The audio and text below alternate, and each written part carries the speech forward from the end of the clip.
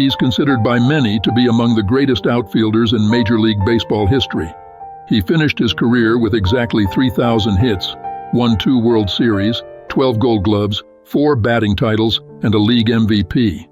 His name was Roberto Clemente, and during the prime of his career, he enlisted in the United States Marine Corps as a reserve infantryman in the 3rd Recruit Battalion, where he would spend his off-season serving on active duty.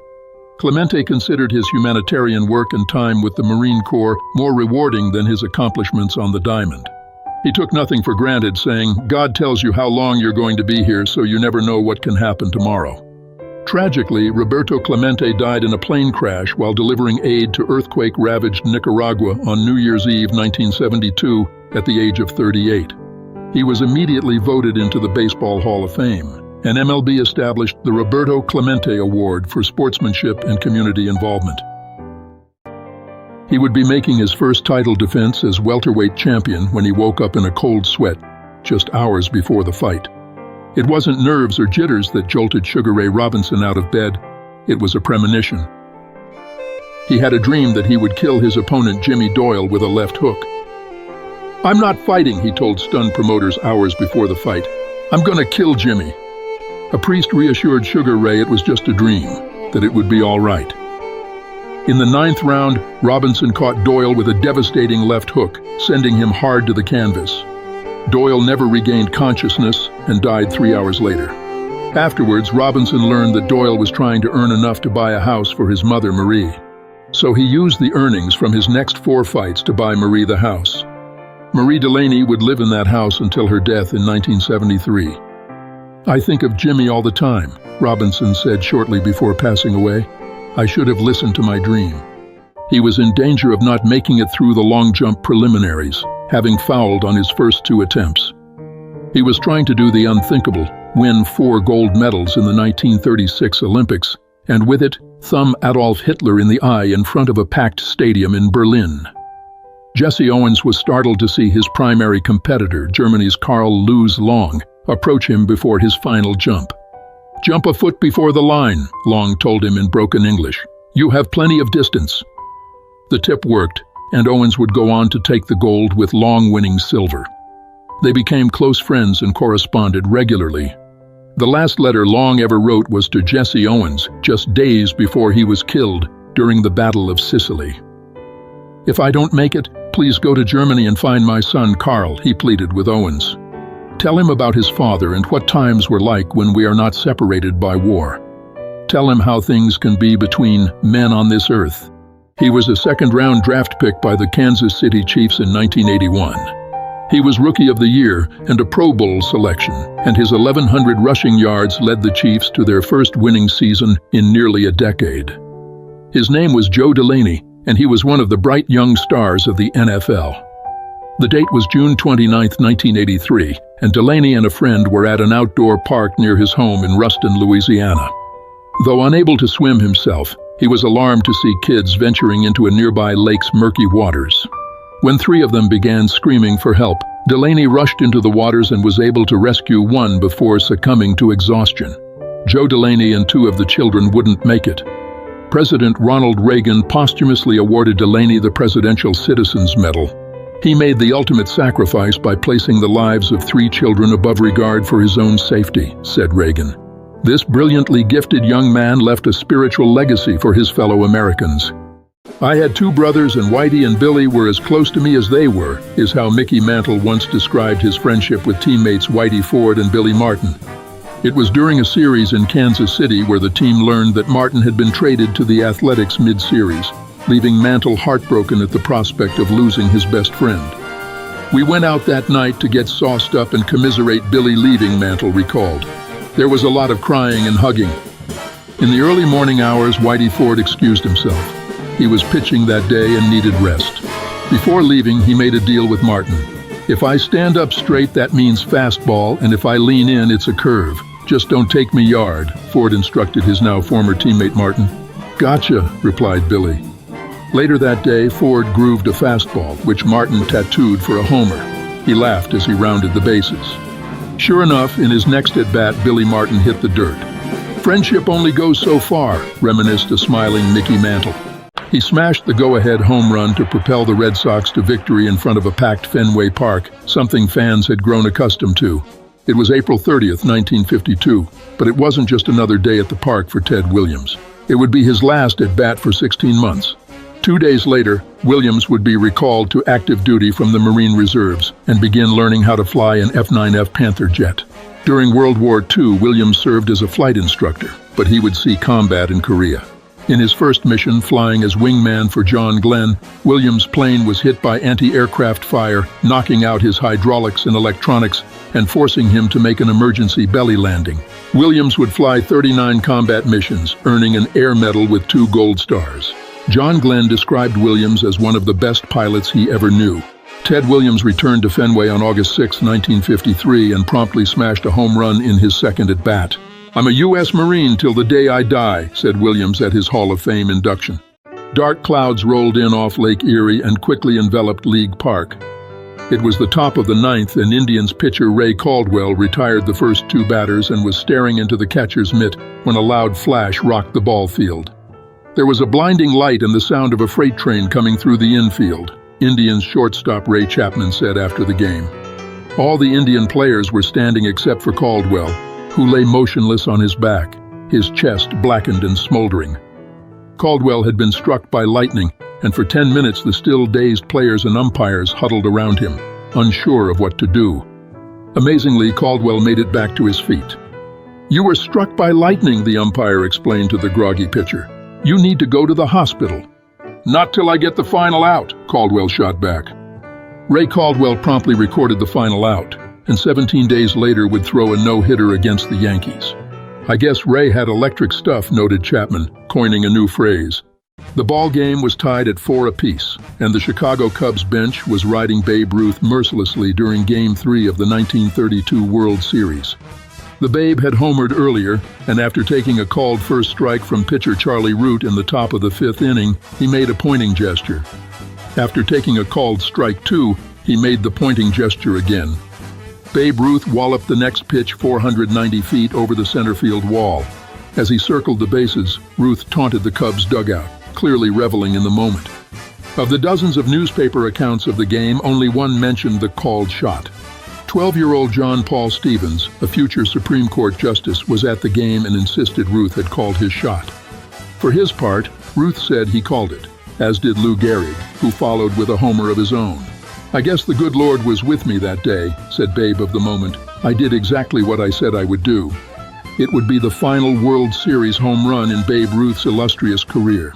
It was a warm August afternoon during the 1920 baseball season, and Yankees pitcher Carl Mays fielded the ball and tossed it to first, thinking it a routine out.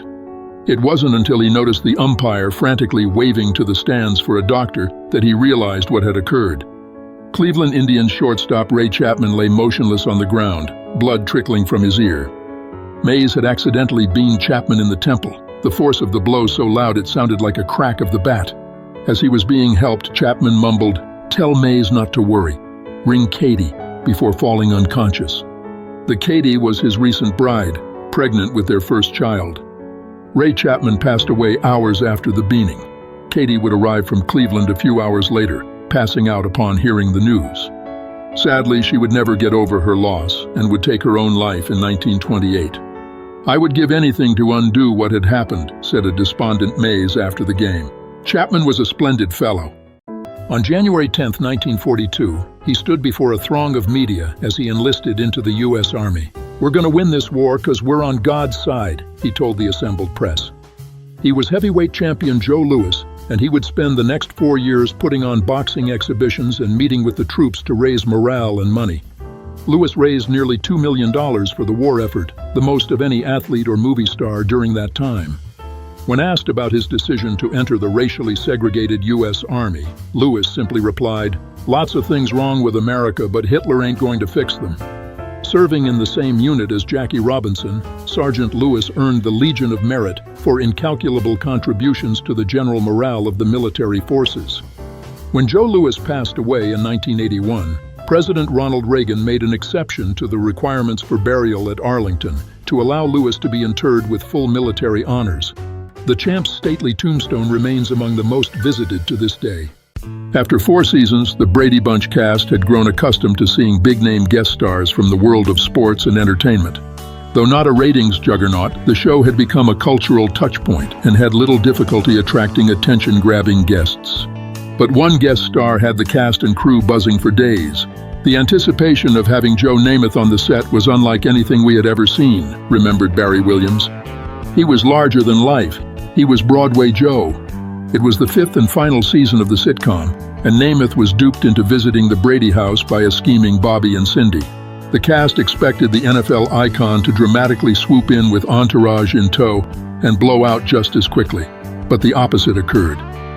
He was down to earth, humble, and made time to chat with everyone, remembered the late Florence Henderson. Though hobbled by achy knees, Joe made time to play catch with the cast. He was so charming and gracious and easy on the eyes, Henderson said with a smile. He was about to quit high school to join the Navy, but his mother convinced him to get his diploma. Instead, he joined the Air Force and was shipped off to Osan Air Base in South Korea, where he served with the Air Police Squadron. It was there that a young Carlos Ray Norris decided to call himself Chuck. And it's there he fell in love with martial arts, earning a black belt in Tang Soo Do, a form of Korean karate. Upon returning to civilian life, Chuck Norris opened his own martial arts studio in Torrance, California, which quickly turned into a chain of studios. But it was a chance encounter with one of his students that set him on a crash course with Hollywood superstardom. "Chuck, you have the makings of a star, you belong on the screen," Hollywood legend Steve McQueen told him after class one day. McQueen set him up with MGM, and after a few bit parts, Norris landed his breakthrough role opposite Bruce Lee in The Way of the Dragon. "Thank you, Steve McQueen, for giving us the man who once cut a knife with melted butter." He woke up to find his right leg amputated below the knee. Fighter pilot Bert Shepard had been shot down over Hamburg and was kept alive by a German doctor named Ladislaus Leudel, who held back an angry mob of locals at gunpoint. Shepard was sent to a POW camp before he could thank Leudel. A minor league pitcher prior to enlisting, Shepard created a crude prosthetic leg and was soon playing catch again.